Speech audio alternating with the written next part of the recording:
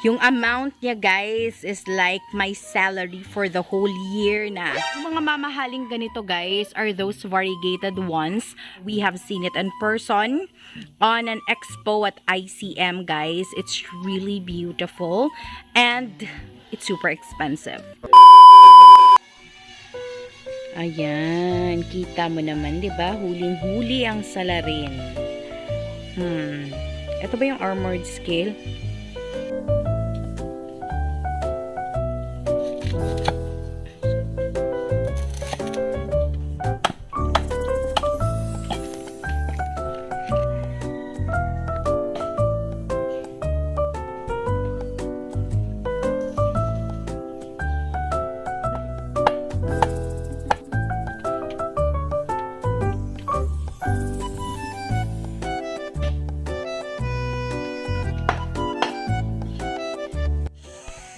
Hey guys! Welcome back to another Planzilla video. For today's vlog, it's finally time to propagate our Philodendron biliatii. Wow! That's something that I just heard from a video, pero hindi talaga yun yung tawag ko sa kanya. Biliatii lang talaga. Simple lang because that's also what I heard from people here, from other gardeners. But if you want to hear something extravagant, then it's biliatii. We have our pot ready. Siyempre, recycled pot lang yan. Kaya meron pang soil dyan sa ilalim. Mahirap na siyang tanggalan even though nahugasan na. And, ayan, ready na yung mga gamit namin. Here is that philodendron that I am telling you about. And if you are interested, just keep watching. But before that, please don't forget to subscribe. Tap the notification bell so you'll be notified pag may bago kaming video. And if you are ready, let's begin!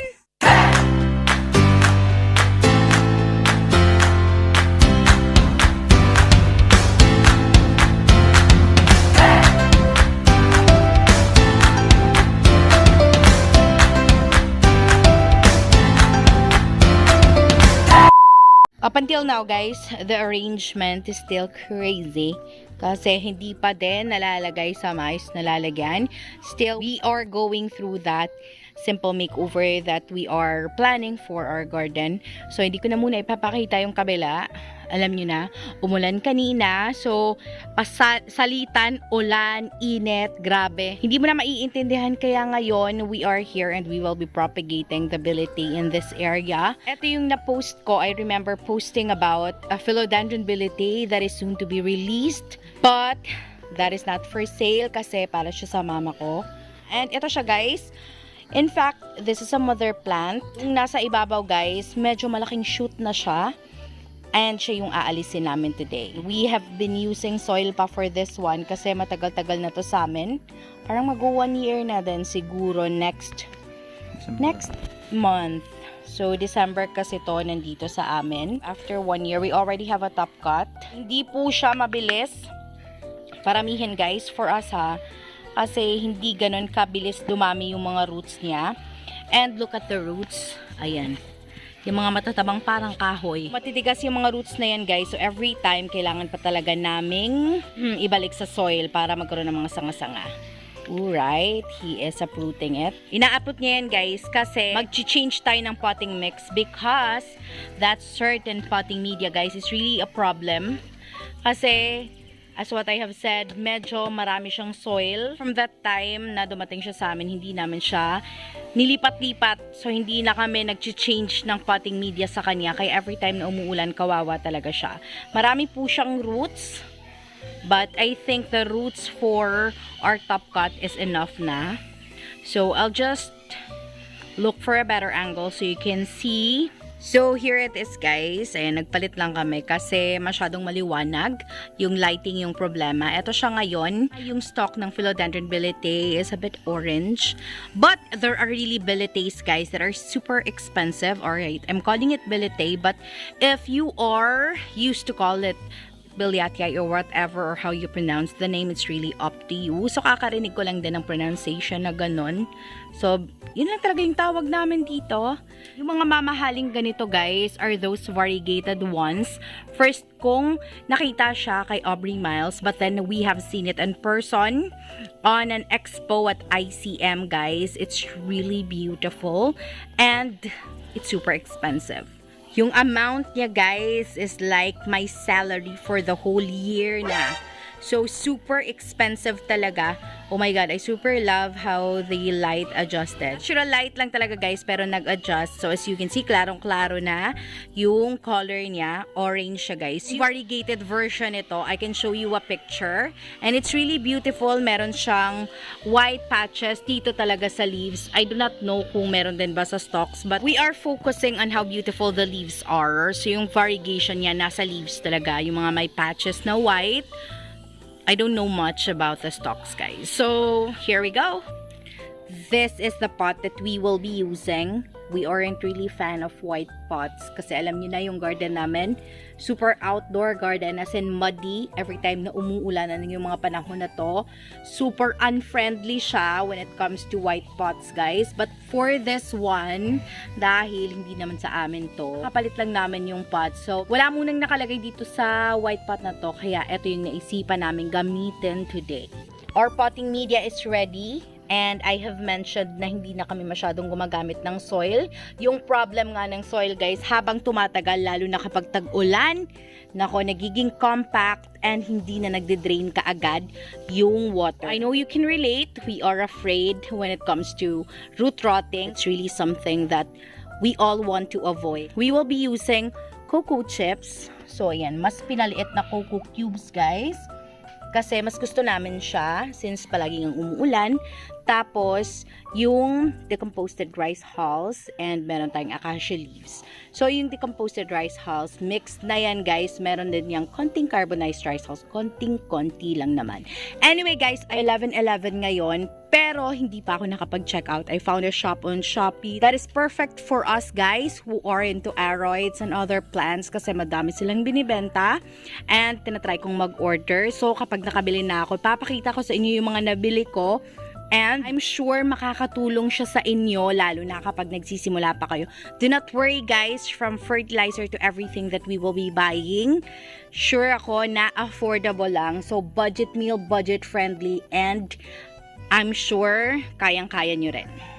After cleaning it guys, meron siyang mga shoots, so they are really small and nandito sila sa ilalim. So, I'm hoping that they will really develop into pops talaga and lalaki sila. Just like the one na puputulin natin ngayon. Pero, meron pang nandito sa ibabaw and mostly guys, yung mga nangyayari talaga is yung nasa ibabaw yung nauuna. So, I don't know if the ones at the bottom will survive, but one thing is for sure, every time na may shoots guys, mas nauunang lumabas yung nasa ibabaw instead of those na natatabunan ng soil sa ilalim. Let's just pray for the best for the following ones to come. We have the coconut fiber ready at the bottom of the pot. So, siya yung magde-drain. Tutulong yan para ma-drain kaagad yung water na papasok dito sa pot natin. Apart from the soilless potting mix that we are using. And it's cutting time. Yung body ng bilete guys, for me, para siyang kahoy. As in, matigas siya. This is our second propagation. And so far, the first one is doing well. Super pretty. And malaki na. Napakita ko siya as part of the intro in this video. Ngayon, malaki na talaga siya. And I'm super proud of how beautiful it has been ever since nakat namin siya. So, madami na siyang dahon na inilabas guys. I just forgot how many leaves it has before nung kinat namin. So, yan, nilalagyan ng cinnamon powder yung sugat niya. Of course, nilinis yan ng mabuti and then pinatuyo ng konti para sure tayo. And, syempre, priority natin yung safety ng plant after propagation. So, this is super easy. After this, pwede na nating ihatid kay mama. The plan is, gusto ko sanang ipastable na muna siya bago ihatid doon. But, since sobrang dami na ng plants dito na inaasikaso namin every time na umiinit, since hindi pa tapos yung ginagawa naming pag-a-arrange sa mga plants, baka isa na rin siya sa mga iintindihin namin. So, mas mabuti nang ibigay sa new owner para sila naman yung mamroblema. Anyway, yung garden ni mama, siguro na ayos na naman niya. And hindi mainit dun sa area na yon kasi madaming saging guys. So, alam naman natin, super nakakapagbigay din ng shade yung area na yon na pinaglalagyan ng plants niya. If you have seen that video wherein dinalaw namin yung garden ni Mama. If hindi nyo napanood, pwede ko rin i-link yung video dito para magkaroon kayo ng idea kung anong itsura ng garden niya. And as what I have mentioned in our past video, she is really the original plantita of our family, and I didn't really expect na magkakaroon din ako ng sariling plants na meron siya before.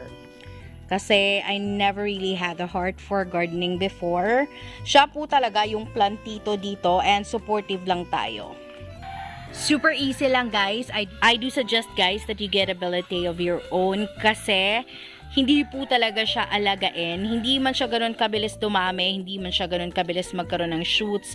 But kahit itong basic version lang, it's also pricey na guys. So kapag nagbibenta kayo, babawi din kayo. So bawing-bawi, lalo na if you have the variegated one, which is really super duper expensive. And up until now, only few people have it. So ayun guys, we are almost done. So I better see you when we get right into the montage.